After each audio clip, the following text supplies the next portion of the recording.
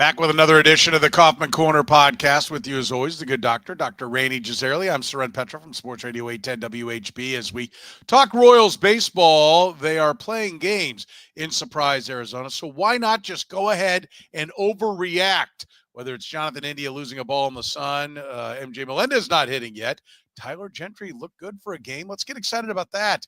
Nick Loftin had a moment. Carlos Henandez did not. Noah Cameron increased his velocity. Daniel Lynch was drawn for 2 innings. Carter Jensen and Jack Caglianone hit a home run today as we record live. You can be a part of the conversation if you want to join us on the stream Sunday nights at 9 p.m.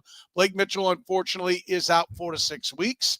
Alexander Canairo has been DFA'd by the Cubs. Should the Royals have interest? And could the Four Nations concept that the NHL had such success with be something that can replace the All-Star game or enhance the All-Star game for Major League Baseball? We're going to try to fit it in. We're going to try to talk about it all here in the Kaufman Corner podcast. This is the Kaufman Corner podcast, the most in-depth analysis of the Kansas City Royals, breaking down the Royals like no one else can. Kaufman Corner is hosted by Rany Jazayerli and Soren Petro. Rany is a co-founder of Baseball Prospectus, author of Rany on the Royals, and former columnist for Grantland, The Ringer, and The Athletic. Soren is the award-winning afternoon drive host of the program on Sports Radio 810 WHB in Kansas City.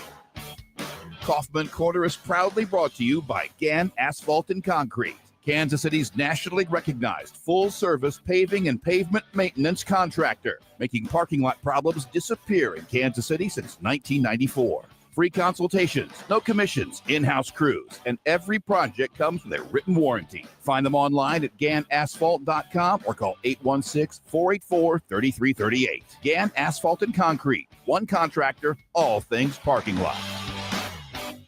Now, here are your hosts, Rany Jazayerli and Soren Petro.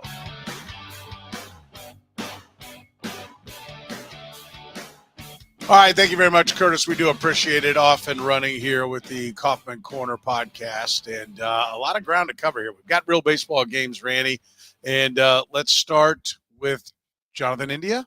Can we go there, or do you want to start good or bad? The bad, Jonathan India letting a ball drop, or the good, Carter Jensen and Jack Caglianone hitting home runs. Your choice. Let's start with the impactful for the 2025 season, which I think is Jonathan India and what's going on out there. I mean, the first thing to take away from Jonathan India is he's been playing left field so far. Right. And yes, the Royals have said that they intend to use him for 3 or 4 days at a time, and then Michael Massey for 3 or 4 days at a time, kind of rotate them between second base and left field. But at least so far, I think it's notable that in the spring training opener, Jonathan India played left field. He did not play in their second game. Today, he played their third game. He also played left field. Michael Massey played second base in the opener, I believe. And then I believe he played in the second game as well. But he's only played second base.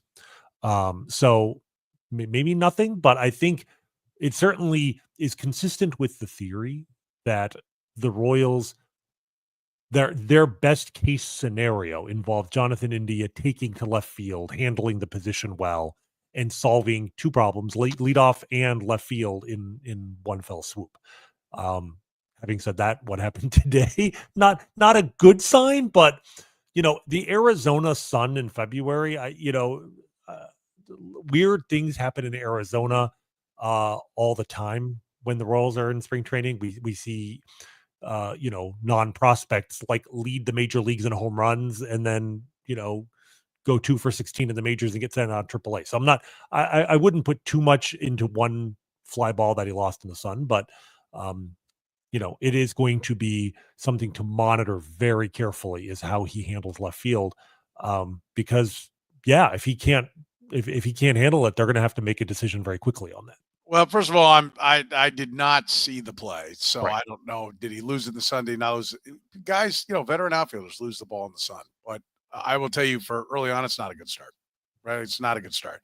And my curiosity is the plan. Let's give this a go right away, so we can abandon ship as fast as possible if we don't see Sterling returns, and get him over to third base and give that a try. The kind of the stuff that I was hearing made me think that the idea is more third base over left field, which makes me wonder, okay, let's try left field. If it looks great, we'll stay with it. If it doesn't work, let's get him to third base, and then let's get on to the next one. It's only 3 games, as you pointed out, so they haven't had that much. We don't know what they're doing on backfields and so on and so forth. But I am intrigued by it, but I will stress he's got to hit. He's got to get on base. That's what he's here for first and foremost. And if that means he's got to play second base, then he's got to play second base, and you've got to move somebody else. I do think Michael Massey is an important piece as well. I don't mean to minimize him, but this is the guy you're trying to put at the top of the order and get on base, which is where we know they have the biggest room for improvement. So it can't fail. So I am all for let's try it. Let's see if it works. But I don't think it takes, we said this before, I don't think it takes 26, 30, however many spring training games you play to decide whether or not a guy can play. This is not a good start. It does make me feel better when I hear about it that Chris Bubich was lights out, right? You're going to see a run. You're going to see 2 innings of one-run baseball. He almost stranded this runner, but a 2-out single brings him home, and so a run does come across, and it goes as an earned run. But let's keep in mind, just file that away. It would have been earned if you had somebody who could play left field. And I do think whoever's out there will be at least serviceable, because I just don't think the Rays way, which I'm assuming that is how we're going to see, things run, will not take bad defense out in left field. Right. I agree. And what I will say, though, I think we have to emphasize that this whole decision tree between second base and third base and left field, to me, it needs to center around the needs of Michael Massey first, because Michael Massey, he's the younger. So you think it's Massey's needs over India's needs? Well, Michael Massey's under contract, club control for 4 years, right? Jonathan India is under control for 2 years. Like that right there is, a big part of it. Michael Massey is a core member of the developed by the team. He's younger. When healthy, he has performed. Can I disagree already? Yeah, you can. Absolutely. You've only got 2 years. That's why India's got to hit now. You could absorb a bad year trying Michael Massey in left field because you still got 3 years of control. You blow it. You need to know what Jonathan India is. Like, if you have any thought of him being on this club, you have to have that figured out, in my mind, at the end of this year. Right? Like, I don't think you want to, because you're not going to win a bidding war for him getting out of the free agent markets. That means you've got to be thinking extension if you want to keep him. So you got to know what you have in Jonathan India this year. So I think it's more important to get to the conclusion on India first. Well, I think that India being a guy with 4 pretty much full years in the major leagues, like, as a veteran, I would like to think that where he plays should not affect his bat that much. Like, if he can't handle left field, like, he might be your DH if you decide he can't play defense, at all.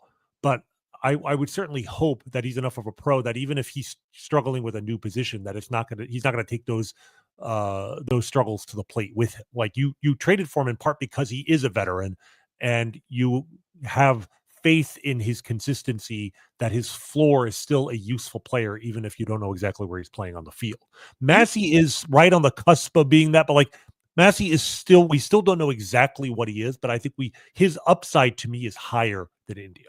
And so to me, I want to accommodate the guy who I think can actually be a 3 to 4 win player consistently over the guy who I know is a 2-win player, but I think that's kind of what he is. And he's, his chance at stardom is a lot less. Can I object one more time? By all means. I will object, and I will cite Your Honor Greg Jeffries. Okay. Who the Royals brought in and moved, and then quickly moved right on to the Cardinals for Felix Jose, and what is a bad deal because they didn't get it figured out right with Greg Jeffries. And I see this as kind of the same thing. Greg Jeffries was moving from second base. I don't know where the Royals put him at second, but they didn't get him to first like the Cardinals did, is my recollection. I'll have to look at where he. So I'm going to disagree with you slightly. It wasn't a bad trade. It was a terrible trade. Okay. Trading him for Felix Jose. I was, I think, 17 at the time, and that was seriously the moment I knew, like, oh God, the Royals don't know what they're doing anymore. Right. Because Greg Jeffries, little history lesson for you youngins, was not just like the best prospect in baseball at one point, but like might have been the best hitting prospect of the 1980s. Like, go look at his numbers in the minor leagues at age 18 and 19. He was hitting like 360 with power, but couldn't field. and the Mets played him at second and third and just moved him everywhere. The Royals left The him at Royals third played him 146 games at third base. Right. He was a third baseman. He was a Royal for 1 year. But here's the thing. Look at it. He wasn't bad. He made 26 errors. He led the league in errors. Yeah. Third base is a position where you do that. He wasn't a good defensive third baseman. He wasn't bad, though. And he was a good hitter. I mean, just look at it. He was worth 2 wins that year.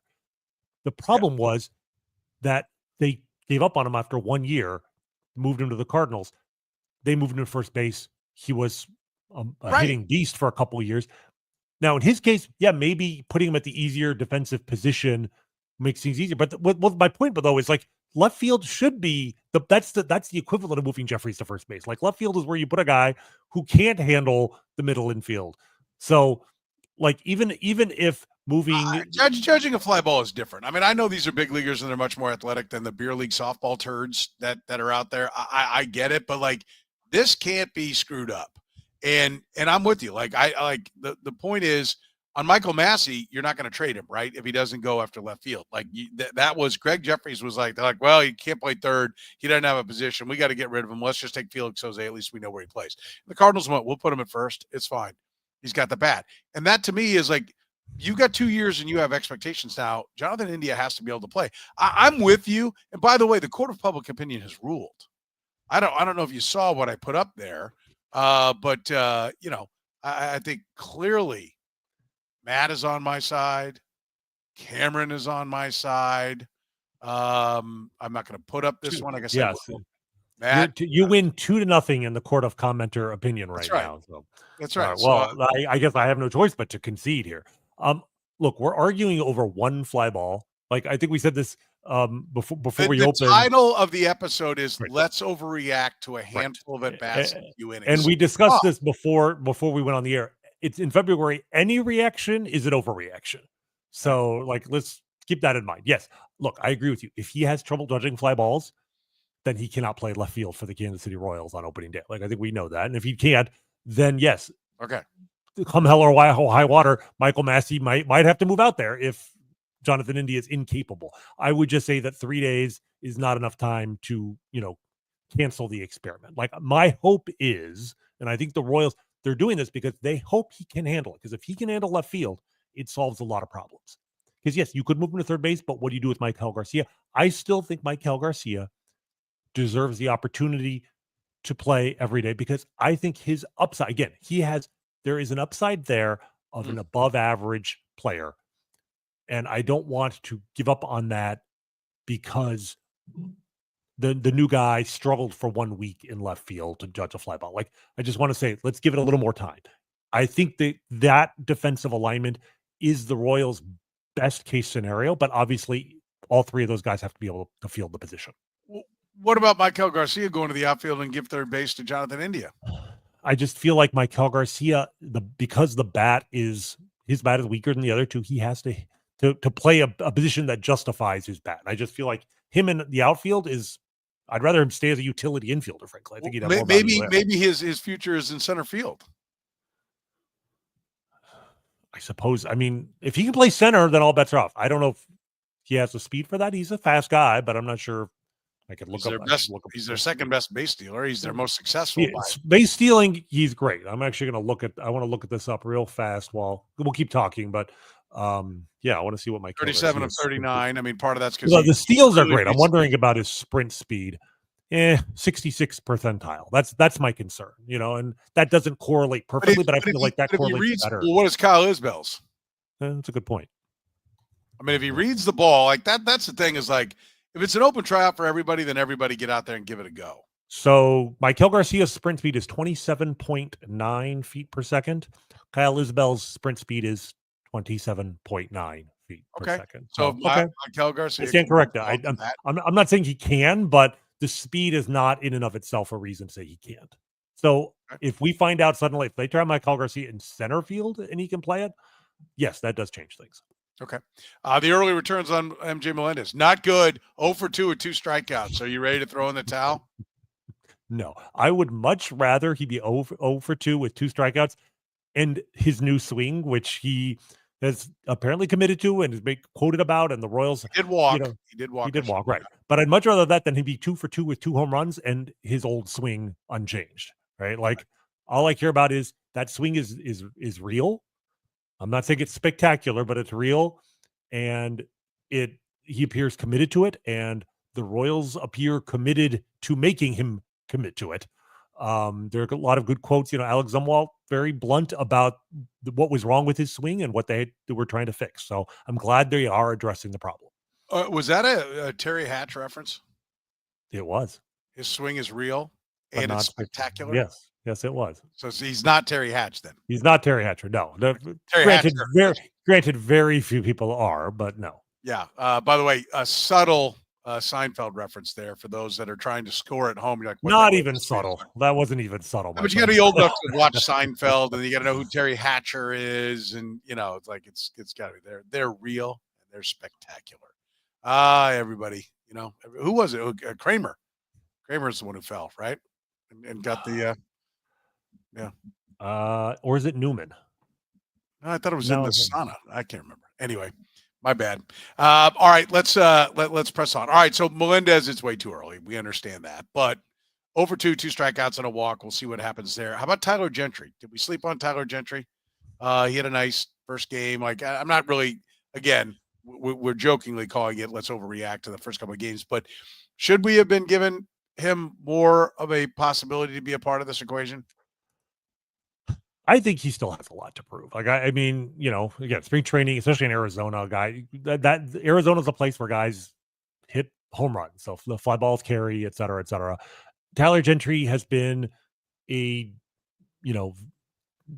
average to disappointing prospect for 2 years now. He's 26 years old. I'm not saying he can't. He was much better in the second half last year. It's possible that he finally unlocked something after, struggling for a year and a half in AAA, but he needs to go back to AAA, improve it. Okay. Like I wouldn't get too excited about it yet, but just looking it up here. Well, most of his second half production came in July last year when he hit 400. But he was better in the second half. So there may be something he's at the very least he could be a platoon bat. He could be Hunter Renfroe next year. That's possible. But I wouldn't go beyond that with him. He and Nick Loftin are kind of in the same boat. Like they need an injury really to create the spot, but they're trying to showcase something here. I mean, there's something they can at least prove, but they're going to have to go back and hit in AAA. But Nick Loftin's getting at bats here. They're moving him around. I mean, he's looking like he could be one of those guys. Those are the guys that got to do something before like Javier Vaz and the guys that are coming behind him start to shove them on out, right? And that's why I will again say the Royals have to, and I know J.J. Picollo's done a really nice job of being a horse trader, but moving some guys before they come up and prove they can't play. Like if you could have moved Tyler Gentry down in the minors for a different piece, thrown him into something to increase a big league deal, that would have been nice. That would have been ideal. Same thing. Would have been nice. It would, maybe they believed in him. I mean, 2 years ago, he had in AA was he at like 320 in the minor leagues. I mean, he had a fantastic 2022 combined 326, 422, 542. I mean, those are beautiful numbers. If they had known at that time it was not real, then absolutely you trade him. I think the best example of this in recent times was when the Royals realized, ahead of all of us, myself included, that Khalil Lee, who had been a third-round pick of the team and had put up some really good minor league numbers up to AA, was not for real, and made him the centerpiece of the Andrew Benintendi trade. If you recall, they traded for, they traded 4 prospects for Benintendi, but Khalil Lee was the real prize. He ended up going to the Mets, and last year he was playing in Mexico. So 3 years after he was traded, or 4 years after he was traded, he's basically out of organized baseball. So, yeah, I mean, you've got to be able to scout your own players, figure out which ones are real, and trade the ones that aren't before word gets out. Where do we think about Carlos Henandez getting knocked around the first time? I mean, to me, I think we've seen this before. I know there's hope that it'll all come together in his velocity and so on and so forth, but I'm not enamored with any high hopes.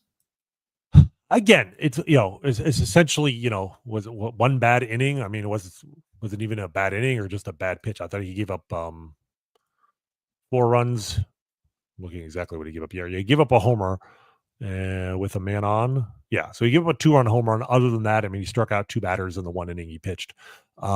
That's kind of who he is, right? Though? Yeah, I mean, I guess that is who he is. But I mean, again, wouldn't you have loved for him to come out and just be throwing zeros up there every time? I would, but again, like not everybody. But isn't he? Would you agree that he is a guy? Sorry to interrupt you, Rany, but wouldn't you agree that he's a guy? We can give the benefit of the doubt. The ball, it's only one play. It's only one at bat. It's only one game. It's just, but the guys like the Gentrys and even Carlos Henandez, who's got more of a big league shot and had some moments of success, they need to come up and be good. They need to be good now to like instill confidence, because otherwise, I mean, he's out of options, and Right. you don't need to be carrying him into the big leagues to serve up home runs because, like, well, we don't want to lose him. Well, I mean, you make up your mind on this guy. How many innings does this guy have to throw before you go, this is what he is? Right. I mean, you make a very good point, which is the fact that he's out of options makes things very complicated. Like, he needs to have a good spring training. He needs to show that he's better than he has been. We're seeing the good Carlos Henandez, and that it'll stick. Because if not, it's a really tricky problem, because the Royals, they can't option him, but if they can't rely on him to be in the major leagues, this is not a developing team now. This is not a team that can carry. They didn't draft a Rule 5 guy for a reason, right? This is not a team that can carry a roster spot for a developmental guy. Again, I'm hoping it was one bad inning. He'll get more chances, but I think he needs to be out there a lot this spring, because unlike a lot of guys, unlike most guys, he's pitching for a job. He's one of the few guys you can point at and say, this guy's performance in spring training will dictate whether or not he makes the team. Yeah. Ideally, you shouldn't have very many of those guys, right? Like, if you're making up decisions based on spring training performance, then you don't understand how spring training works. But he's one of the few guys where it matters. So yes, he needs to come back and be better than that. All right, in just a second, we'll get to some of the positives that are going on. We've kind of been on the negative side of things here, but we'll turn things around. Start talking about some of the positives early on here in spring training after you hear from our friends at Gann Asphalt and Concrete. Gann Asphalt and Concrete, proudly serving the greater Kansas City area. Nationally recognized full-service paving and pavement maintenance contractor. Locally owned and making parking lot problems disappear in Kansas City since 1994. Let Gann educate you about the most cost-effective way to solve your parking lot problems. With free consultations, no commissions, in-house crews, and every project comes with a written warranty, Gann Asphalt keeps your parking lot safer and helps you and your business avoid unnecessary delays and costly expenses. Find Gann online at GannAsphalt.com or call 816-484-3338. Gann Asphalt and Concrete. One contractor, all things parking lot. All right, let's talk about Noah Cameron, increased velocity. I know you're giddy about this one. This is the one you wanted added to the list. Boy, you're ready. What did you say to me earlier tonight? Cy Young, at least one of them? Yes. Yeah. That's exactly what I said. That's right. Somehow my voice came through in a text. No, I mean, I was, pleased to see that he was, like, I don't want to say sitting 95, but kind of. He was sitting 94 to 95, touching 95.2 or something like that. I think he got up to. Because Noah Cameron is a guy who, I like as a guy who with his command, with multiple pitches, that if he could throw 92, he could be a successful major league pitcher. My concern was that he was more like throwing 90, and even as a lefty, you throw 90 in 2025, it's hard to be a successful major league pitcher. 15 years ago, you could do that, not now. But I was hoping he'd come in and throw 92, 93. So to see him 94 to 90, like, we're talking about now suddenly a lefty with 4 pitches and good command who's touching the mid 90s. I'm just saying, I mean, it's a short outing, right? Where it's the beginning of spring training. All these guys are throwing 2 innings tops. So you don't want to overstate that. At the very least, okay, well, if they move him to the bullpen, he's capable of throwing 94, 95 consistently. Can he maintain that for 5 or 6 innings? I have no idea. But and I don't think he's going to make the team to start the year, but could he be a midseason reinforcement? We already thought he could be. Now that's definitely, he could be an impact guy down the stretch. That is in place. So I'm excited about that. Yeah, I think that one's exciting. And Daniel Lynch opens with a couple of strong innings. I mean, they put him in the starting role, but I'm just happy to see him still be effective, right? To not be slopping around. Mm-hmm. I don't think he's a guy that has to be effective. I think he can work on some things, but if he's working on some things, then he's clearly going to the bullpen. If he's, going to come out and start, there's some talk that he's in the conversation for that 5th spot. I really hope I hope that doesn't end up being the case. If somebody goes down, fine, but I really think it's Chris Bubich's spot to lose. but nice to see Daniel Lynch carry forward what he had last year. Yeah, no, he pitched well, and the stuff was good. And I'm being told that I believe he threw a cutter like twice in the game, and he only threw like 3 cutters all of last year. So this is a guy who, again, has a starter's repertoire in the sense that he throws multiple pitches. But now he's throwing yet one more pitch. And, that doesn't preclude him from being in the bullpen. I mean, Seth Lugo threw a ton of pitches before he became a starter too, right? And I agree with you that, like, I still think that he should start the season in the bullpen. But hey, more weapons is always a good thing. And, I think, again, the fact that they didn't use him in the playoffs last year, I think it's easy to forget about him as being an important member of this team. But what we saw from him in the bullpen, it was only a month, but what we saw was enough last year for me to be, adamant that he can be an important part of this team, probably in the bullpen, but maybe he'll slide into the rotation if they need him, a 6th starter later in the year or whatever. But at the very least, he's somebody who should be an important part of this bullpen as a lefty from opening day on. Yeah. That's anything beyond a really nice bullpen piece is great, but at least be a really nice bullpen piece. Or is he the guy that you put up for trade bait? Is that what this is showcase some trade wise, and you think you've got enough pitching depth and you've got enough left-handed relief depth that he could be a guy that ends up in a spring training trade? I know some of the folks were writing on, I forget which one, I don't know if it was David Lesky or not, but they were hearing that I think it was David Lesky who said, and I'm sorry if I got the wrong person, but they were hearing that it could be an active trading season here in spring training, that there's a lot of things that are out there. So could this be a showcase for him to be part of a deal? I mean, I think that anybody who performs well in spring training, by definition, you are showcasing them, right? Everybody, these games are open to the public. Other teams are watching it. I don't think that's necessarily the point of it. Obviously the point of it is to see for yourself who's pitching well and to develop these guys, et cetera. But yes, I think Daniel Lynch, we talked about this last week. I felt like, the Royals might be in a position where they could trade a pitcher or two off of their roster if this situation arises, because, Alec Marsh being behind may eliminate that excess, but if they don't want to cut Chris Stratton or whatever, they may be they may have one extra pitcher. So if Daniel Lynch continues to pitch like this and a good offer for a bat presents itself, absolutely. Like there's nothing bad that can come from him pitching well right now. Either you keep him and you hope that he can maintain that into the season, or you field phone calls. And if you get a phone call that you like, you return it. Yeah, for sure. All right. How about Carter Jensen and Jack Caglianone? Both of them homering today. And right after you mentioned the Cy Young for Noah Cameron, you said Rookie of the Year for Caglianone and future MVP for Carter Jensen, I think is what you said, right? Well, you may recall 3 months ago, since we're in hyperbole. Now that we're live, you're backing off those statements. Well, let me I'm adding nuance, which is what I always do to all of my statements. But since we're in hyperbole mode, as you recall 3 months ago, I shocked the world by saying that my number one prospect in the farm system was Carter Jensen. And no one else had him as the number one prospect in the system. That was almost everyone else would say Jack Caglianone. So I was very happy for about 45 minutes today when, after Carter Jensen came up and hit a home run with an exit velocity of an impressive 109 miles an hour. And that smugness, which everyone wants to wipe off my face, it lasted for about 45 minutes. And then Jack Caglianone came up and hit a bomb with an exit velo of 115.4 miles per hour.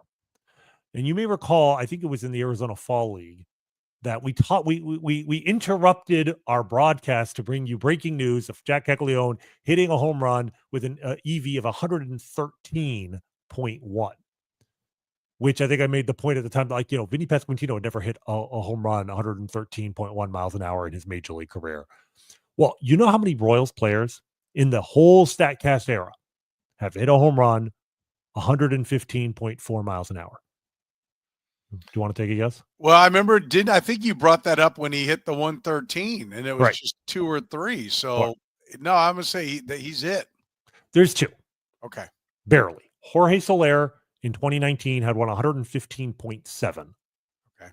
Kendrys Morales 115.6 back in 2016. I think I was looking at the past 5 years when we talked about it the last time around. So in the last 5 years, there hasn't been anybody. But in the whole StatCast era, which goes back to 2015, since they won the World Series, 2 guys, and by 0.2 and 0.3 miles an hour. Right. And the thing about Arizona, yes, the ball carries well, the air is thinner. It might be easier to make contact because thin air means curveballs don't curve quite as much. But to the best of my knowledge of physics, there's nothing about Arizona that would make an exit velocity, the velocity when the ball leaves the bat, necessarily be higher, right? You might Do get you more use physics in dermatology? all the time. Really? Okay. I'm sorry. not really. I digress. I was going to say Not really, but well, I do. I mean, when I guess actually when we use lasers, I guess there's definitely some physics involved with that. So I'm not going to poo-poo it completely, but yeah, and there was like the same exit velocity might travel farther because the air is thinner, but you're not getting more EV off the bat. I suppose if the bat's drier, maybe, but I think that's a very minor adjustment. The point is, Jack Caglianone in his 3rd spring training at bat just hit one of the hardest balls any Royals hit in 10 years. Like I'm trying to think of Royals prospects with more raw power than Jack Caglianone. I got Bo Jackson. Yeah. And I feel free to leave a comment if you can think of somebody else who could hit, who at this point in their career, like it's our first full pro season, could hit a ball 115 miles an hour. That's unique. And it's okay to be excited. Like, look, we don't know how much contact he's going to make. We don't know what position he's going to play, but we know the dude can hit bombs. And we also know that he's not pitching this year.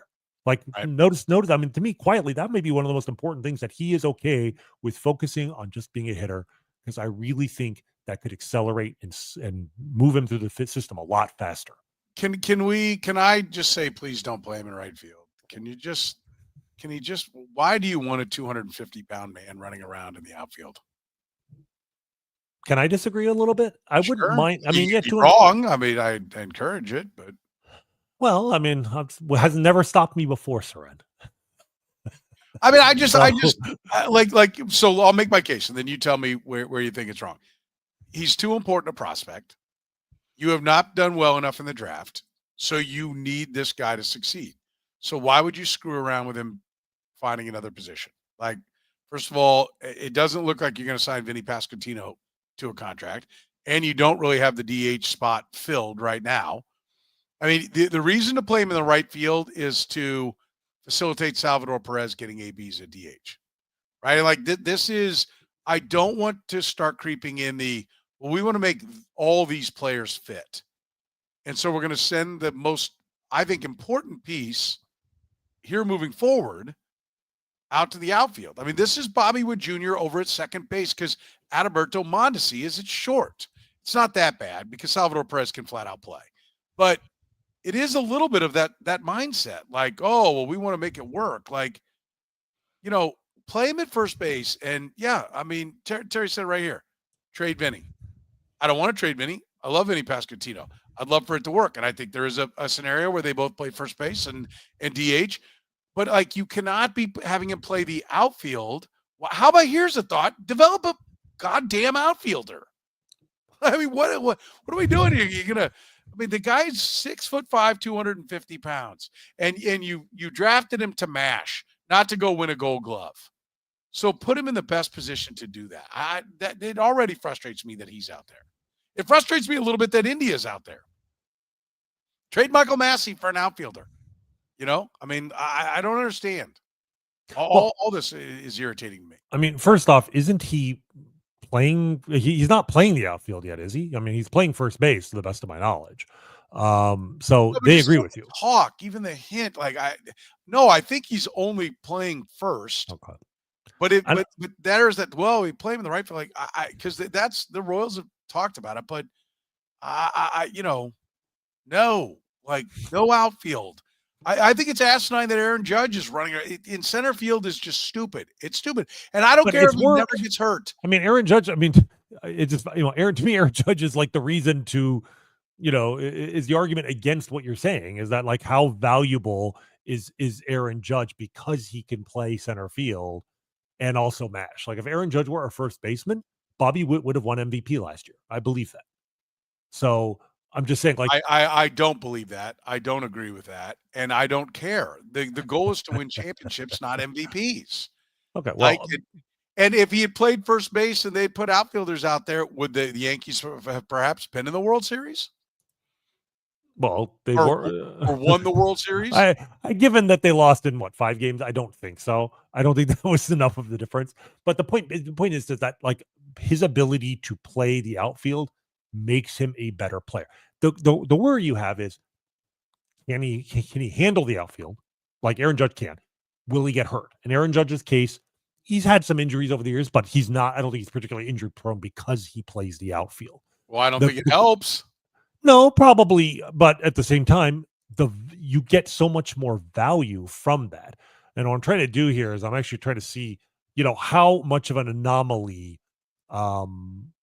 Judge is in terms of a guy, like you said, 250 pounds. Adam Dunn roamed around left field for a little bit. Right. Here ended the list.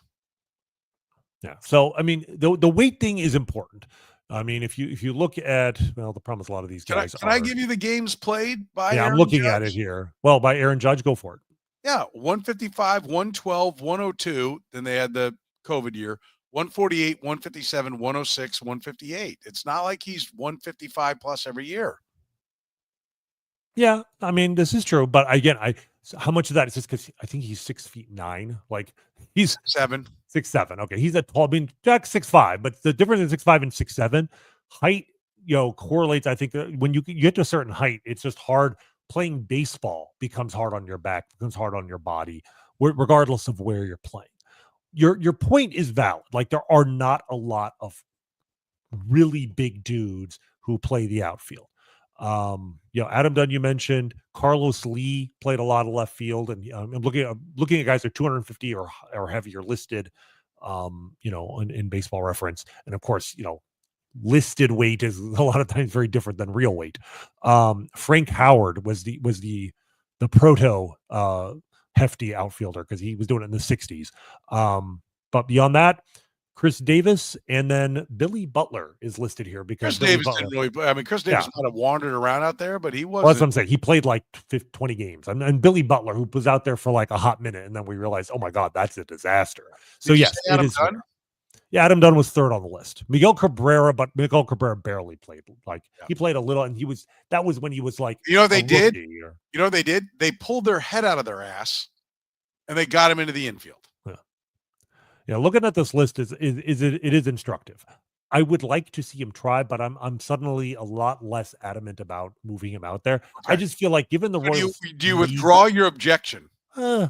Mildly. I'd still be interested to see him try, but I agree that long term it's probably not a likely solution. I just feel like the team's needs right now, the fact that he has an arm, obviously, he could be a pitcher at the professional level, so he has the arm for the position.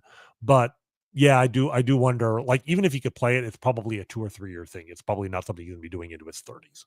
By the way, Cam reminded me of his internship days. We were in the press box together when Billy Butler first played the outfield. It was awful. It was like a beer league softball player won an essay contest to play left field in the majors. That's exactly what it was like. I think Caglianone would be better than that, but I just don't see a reason to risk it. Like, this is too important a commodity. You got to move somebody. And I know. Well, it'll help if he hits. It'll help if he hits so well that it doesn't matter. Like if he hits, if he turns into a legit 35 to 40 home run player, he'll be a star no matter where he plays. So I'll grant you that.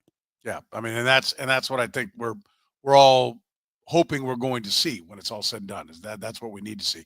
If you need to see a better parking lot, there's only one place to go: Gann Asphalt and Concrete. Gann Asphalt and Concrete, proudly serving the greater Kansas City area. Nationally recognized full-service paving and pavement maintenance contractor. Locally owned and making parking lot problems disappear in Kansas City since 1994. Let Gann educate you about the most cost-effective way to solve your parking lot problems. Free consultations, no commissions, in-house crews. Every project comes with a written warning. Gann Asphalt keeps your parking lot safer and helps you and your business avoid unnecessary delays and costly expenses. Find Gann online at GannAsphalt.com or call 816-484-3338. Gann Asphalt and Concrete. One contractor, all things parking lot. All right, we've dealt with some of the positives, Randy. Let's go back to a negative. Blake Mitchell out 4 to 6 weeks. Hamate bone injury. These happen, but what I think is a little bit maybe alarming is that they're saying it happened over time. Like it's not that this is like an accumulation. Like I don't know if that means over time, like he was hit multiple times, or just like the wear and tear of a swing caused problems. That's the only thing, and we'll probably get more details, I'm sure, as time progresses. But hamate bone injuries happen. I mean, Jeff Bagwell had it and went on to a Hall of Fame career, so it's no sign that, oh my God, you can't come back from this. That's not the case at all, but it is a little bit peculiar because it's usually you hit on the hand and you got it. Right. That's not classically it's a hit. It's a hit bat. You're batting, you get hit in the hand. That's how hamate bones break. And the hamate bone is, for us video people, right? There's 8 little bones in this portion of the hand between the fingers and the wrist. What are you, the hamate bone is something? Yeah. The hamate bone is the smallest of the 8, if I recall. And it's so, I don't want to say superfluous, but it has so little impact that there are sometimes after a hamate bone injury, they literally will just remove it, rather because it'll heal. The hand will heal faster without it there at all than to try and set it in place. So long term, I'm not really that concerned.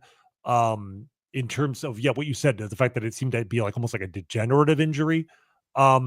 It's a little weird, but I do feel like I've heard this before, though you would think that's almost like it would be repetitive from just years and years of twisting your hand on the bat. I do wonder, Terry's saying here, being a catcher, and it's your, do we know which hand it was? That's a good. I'm not sure I saw. If it was his catching hand, it would make even more sense. That might just been repeated like balls hitting his hand. But my point is, worst case scenario, you don't need the bone at all. So like, even if it's like if it's going to be a repetitive injury, just remove the bone. My concern though, with hamate bone injuries, as you know, is that they are notorious. Right hand is what I'm saying. Right hand. Well, then that's okay. That wouldn't be catching. Yeah, no, I don't know why then. But again, it doesn't matter long term, I think, in the sense that I don't think this is going to become a chronic injury, but players notoriously, they come back in 4 to 6 weeks, but notoriously their power is sapped for like a year sometimes afterwards. So I worry that that the 2025 season for Blake Mitchell is going to be a bit of a lost season.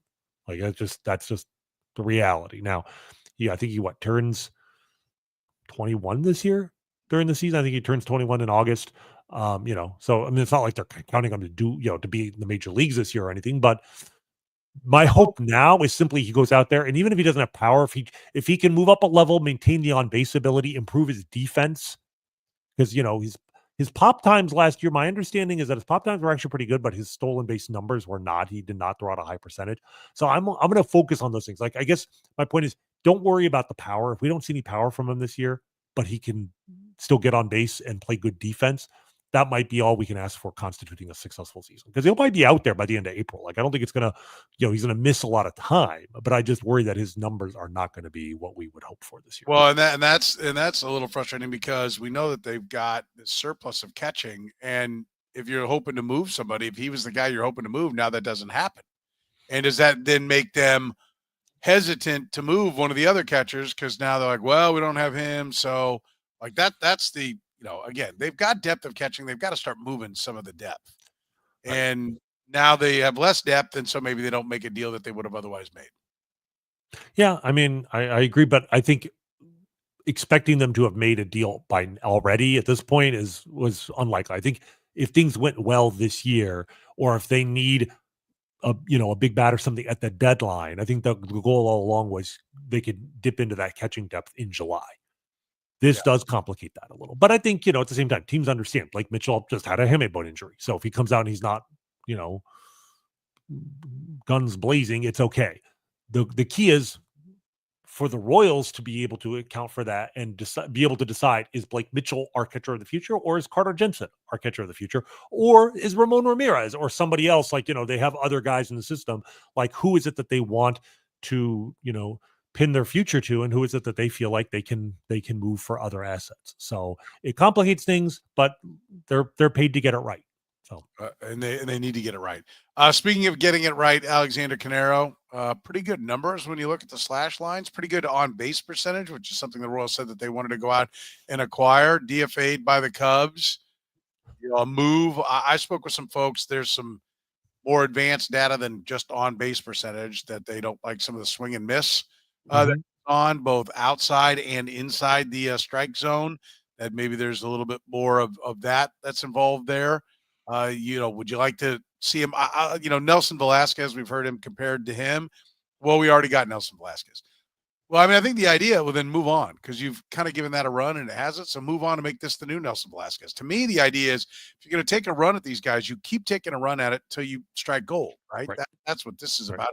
So I would be interested in Canairo. I understand if the Royals are like, yeah, we don't want to go there. Their 40-man is full. So somebody would have to go. There are a number of guys. We were talking about it off air. Nick Prado, you brought up. Is it time? Drew Waters, you brought up, just because they don't seem to like him at all. And then I will also bring up Nelson Velasquez. If he's Nelson Velasquez, then restart the shot clock and just go younger, more service time. And, unless you think Velasquez can be something, if you're like, no, we don't. He's a guy that we're hanging on to so that if somebody goes down, we have a guy who's been in the big leagues before. Well, then jettison that and put Canairo on, give that a shot. That's the only reason. I don't have any rub that they don't go down that road. Like, I think there's good analytical data, but I think there's also a reason to say, okay, I do always want to point out there are guys on the 40-man that I'll be happy to put up a number of different guys and take my chances that they don't ever really end up being an impact guy. Yeah, I will say, I mean, we looked at the 40-man to say, who can the Royals cut? There were normally, in past years, there would be 3 or 4 guys as like some reliever who's, got three appearances above AA or whatever, and is 28 years old. There was always somebody you would cut, not even miss. It was a lot harder to find. I mean, Nick Prado and Drew Waters are names. Like, maybe they're not going to make it, but like, they're not nobodies either. So I'll give credit to the organization that the 40-man actually does look better. Yes, actually has 40 players on it that are reasonable. But when the Cubs DFA'd, I believe it's pronounced Canario according to my sources. So Alexander Canario. If you don't know your sources, Google baseballreference.com's pronunciation guide. I've only the most insider sources. But I mean, the reason I caught my eye is because I'm like, this, we got Nelson Velasquez from the Cubs, and it was just like, this guy's Nelly Velasquez all over again. He's 24 years old. The Royals traded for Nelly when he was 24. Some really, impressive power numbers in the minor leagues. Well, that was same with Nelson Velasquez, right? Some swing and miss issues. Yes, this is true. Can, play the outfield. He's not a good outfielder, but I mean, this guy's played some center, and won't be horrible in the left field. And, right-handed, he's 5'11". Nelly, he's 6'0". Like they physically, they're not that different. I just thought, gee, this is, this is a guy who's like the centerpiece of the Chris Bryant trade. When the Cubs traded Chris Bryant to the Giants, 3 years ago, this guy was the number 1 player they got in that. It has not worked out for him, but he has not been bad in the minor leagues, even in AAA. His career line in AAA, he has an 866 OPS, right? He has a 521 career slugging in AAA. That's why everyone's talking about it. Right. Velasquez's career in AAA is 427. Now, he has a 628 career slug in AA, but that was only in 56 games. Canario slugged over 550 in AA as well. And then I looked at strike, I don't have the whiff percentages. We don't, that's something that the teams have proprietary stuff about swing and miss numbers in the minor leagues. We have strikeout numbers, but Canario struck out 28.9% of his minor league plate appearance, or AAA plate appearance, excuse me. Nelly's at 27.8. They're 1% apart. Like, to me, at least superficially, they're very similar. The question, like you said, is, well, you already have Nelson Velasquez. Do you really need Canario? And I'm kind of like you. It's like, you know what? It's a lottery ticket, but I mean, with Nelly, you had to trade for him. This guy, you'll have to trade something, but he's already been designated for assignment, right? So, like, somebody's going to claim him on waivers. It won't be the Royals. They're too far. They were too good last year. They're not number one on the waiver wire list like they have been in the past sometimes. So you're going to have to give up something, but I don't think you're going to have to give up a top 10 prospect to get this guy. I think he's worth a flyer.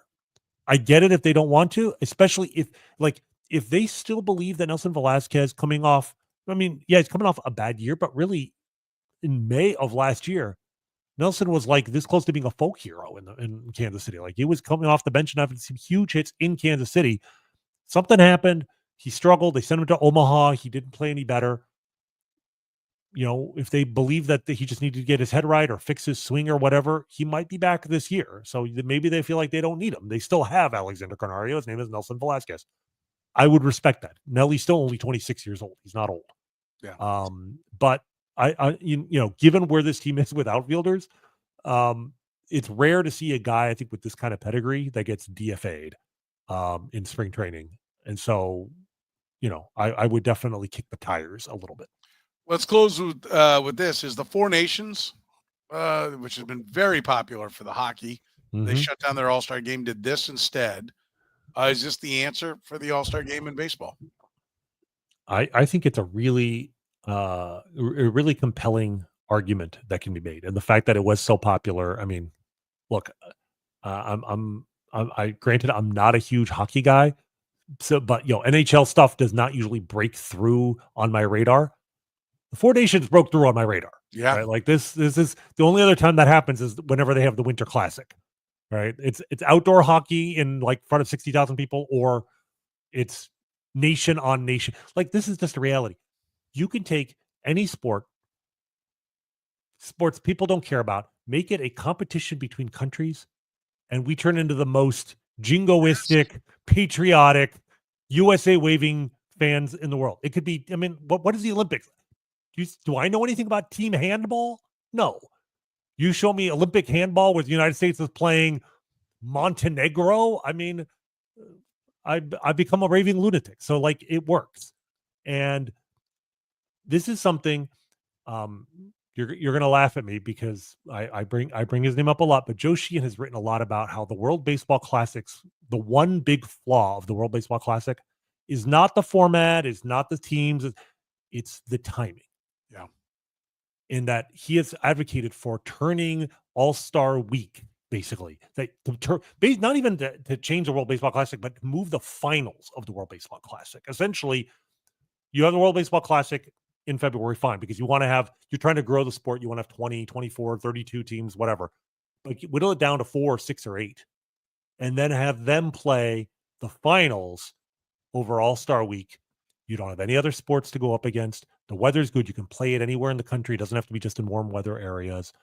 And people are focused on baseball. I mean, the timing of it in the middle of the season, the All-Star game as it is right now, like, I care more about, like, the home run derby to me last year with Bobby Witt almost winning was probably the most compelling moment in the All-Star Week that I've had since Kansas City hosted the All-Star game and the Futures game in like 2012.